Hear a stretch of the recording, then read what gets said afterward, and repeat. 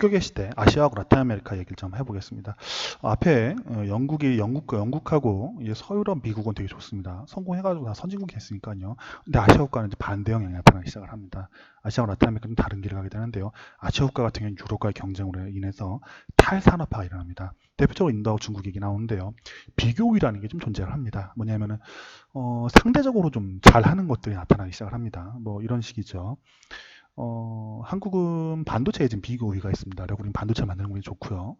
뭐 베트남은 우리보다 인건비가 싸죠. 그러니까 우리는 반도체를 만드는 게 더 우위가 있겠고, 베트남은 인건비가 싸니까 신발이나 양말을 만드는 게 훨씬 더 비교 우위가 있을 수가 있습니다. 근데 베트남하고 또 이제 아프리카하고 경쟁을 한다면은 아프리카는 베트남보다 인건비가 더 싸니까 걔들이 또 신발이나 양말이나 뭐 이런 거 만드는 게 훨씬 더 싸겠죠. 옷이나 만드는 것이. 그리고 이제 베트남은 걔들 만들기 비싼 거, 뭐 철제 물건이라던가 핸드폰이라던가 이런 걸 만드는 게 더 좋을 것이고요. 이런 식으로 비교 우위가 있는 것들이 점점 더 그 일들을 하게 되는데요. 이 당시, 그러니까 유럽이 앞에 말씀드렸던 서유럽, 음, 서유럽의 미국이 이제 공업화가 됐을 때, 영국이 공업화가 됐을 때, 무역망으로 아시아 국가들이 이제 글로벌 무역망이 빠져들게 됩니다. 그리고 어떤 일이 벌어지냐면은, 아까 이제 아프리카에 큰 시장이 열렸다는 것을 말씀드렸습니다. 무슨 시장이죠? 옷감 시장이죠. 그냥 갖다 주면은, 흑인하고 바꿔주니까, 흑인 주면은, 그거 다시 또 이제, 카리브에 갖다 팔아가지고, 설탕하고, 담배나 이런 것들 가져올 수가 있겠죠. 하는데, 인도가 원래는 이제 대단히 옷감을 싸게 만들었었습니다. 그래서 이제 인도 사다가 하면은 인도 옷감이 싸니까 이제 서유럽은 딴 거를 해야 됩니다. 하게 되면 싼 거가 들어오니 장사가 안 될 건데요. 서유럽 애들이 기계화를 시작을 했죠. 산업혁명이 발생을 해갖고 더 싸게 만드는 겁니다. 그러니까 유럽이 더 싸고 인도는 오히려 비싸지게 되죠. 그럼 인도는 어떻게 될까요? 뭐 자기네가 상대적으로 더 싼 걸 해야 되겠죠. 당시에 더 비싼 걸 더 비싸게 팔 수 있는 걸 해야 되겠죠. 당시에 일단은 옷감은 유럽이 더 잘 만드니까 그건 포기해야 될 것이고 비싸게 들어오니까 오히려 이제 아무도 이제 인도 사람 옷감을 안 사는 거죠. 대신에 그 당시에 인도에서는 땅이 넓고 비옥하다 보니까 인건비도 싸고 옷감을 만들 때 쓰는 목화 소음을 키우면은 돈이 되는 상황이 발생을 하는 겁니다. 그래서 인도에서 목화 소음을 키우는 일이 벌어집니다. 또는 인도에서 쌀이나 아니면 다른 농작물을 만들어 갖고 파는 것이 더 나은 상황이 벌어지는 거죠. 그래서 한쪽으로는 옷감을 워낙 만들던 거대한 수공업 산업이 있었습니다. 그게 망해버리는 겁니다. 왜죠? 영국산 아주 품질이 좋고 저렴한 천이 들어오는 겁니다. 그리고 다른 산업들도 망하기 시작하는 겁니다. 쇠를 만드는데 영국에서는 1톤을 만드는데 100만 원에 만들면은 이제 옛날식으로 만드는 인도에서는 1톤을 만드는데 1억씩 들어가는 겁니다. 역시 중국도 마찬가지였던 겁니다. 그래서 인도하고 중국에는 원래 거대한 공장제 수공업들이 있었는데 나라가 인구가 많으니까요. 근데 영국이 워낙 싸게 품질 좋게 만들다 보니까 그게 들어와가지고 그것들은 다 없어져 버리고 망해버린 거죠. 공업이 없던 게 아닙니다. 전통적으로 농업하던 나라가 아니고 전통적으로 공업도 하고 배도 만들고 다 하던 나라들인데 이게 없어져 버린 겁니다. 없어지고 중국도 밀려갖고 없어져 버리고 대신에 이제 비교 우위가 있는 농업으로 넘어가는 겁니다. 땅이 넓고 곡물이 많이 나오니까요. 이런 현상이 이때만 일어났나요? 아닙니다. 지금도 일어나고 있습니다. 지금 어떤 일이 일어나죠? 미국에 보십시오. 미국하고 중국하고 싸우고 있습니다. 미국은 중국 보고 뭐 사달라고 자꾸 그러죠? 콩 좀 사가달라고 합니다. 콩. 웬 콩? 맞습니다. 미국은 비교 우위가 농업에 있습니다. 기계화되어 있고 더 싸게 품질 좋은 콩과 돼지를 키울 수 있습니다.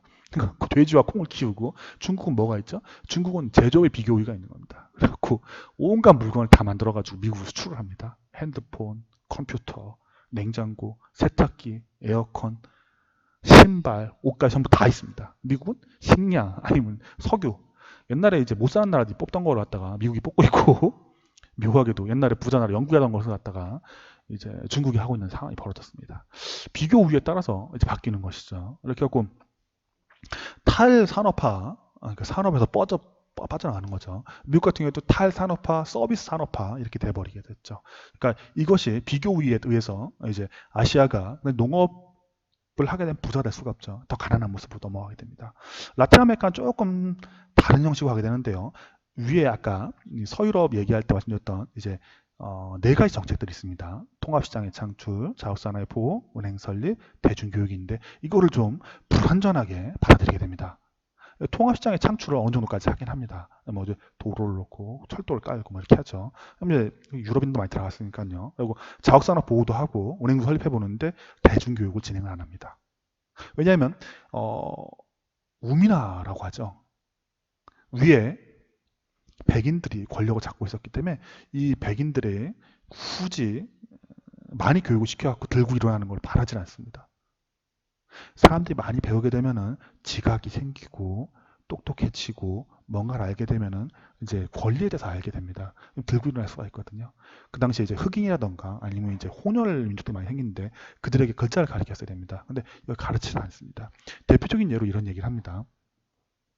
미국에 이제 보면은 텍사스하고 리오그란데 강이라고 강이 있죠. 그 강을 두 개 중심으로 놓고 남쪽에 있는 멕시코와 북쪽에 있는 이제 미국의 차이를 둡니다. 근데 아주 거의 자연환경 차이가 없고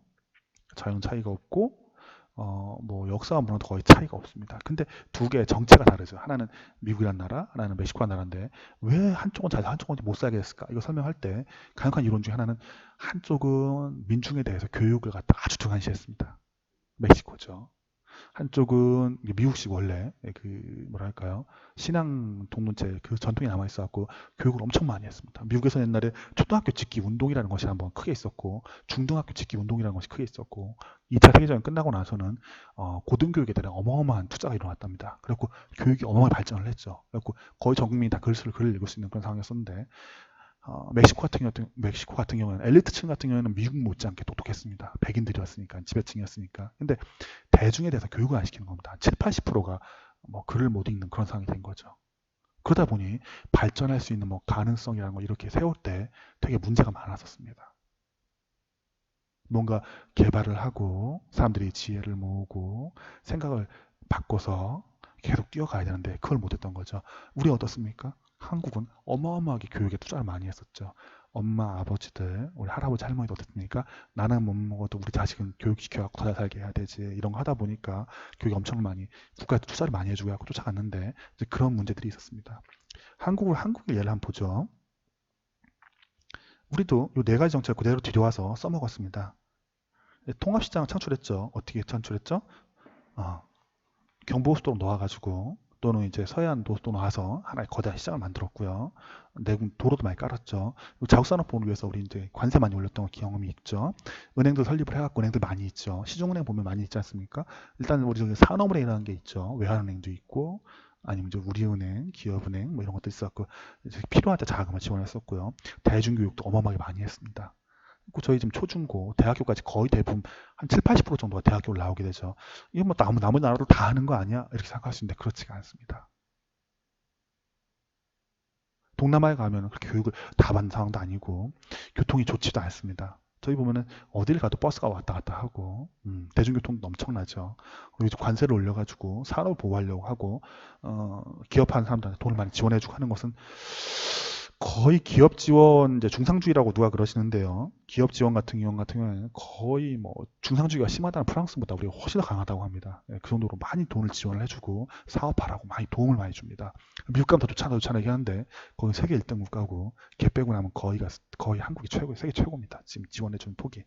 미국보다 잘해야지 이렇게 말할 수 있는데 그건 쉽지 않은 이야기고 가능한 건 보게 되면은 그렇게까지 안 된다 정도 봐주시면 되겠습니다. 그래서 저희는 지금 추격의 시대 19세기를 보았고요. 영국의 산업 선도했다는 걸 얘기했고 서유럽과 미국이 어떻게 지나갔는가 그리고 아시아 국가가 탈산업화됐다는 거 아시아에 있던 오스만 투르크 얘기를 못 드렸네요. 오스만 투르크, 인도 그리고 중국이 원래 거대한 산업이 있었는데 이 산업들이 이제 없어지게 되는 거죠.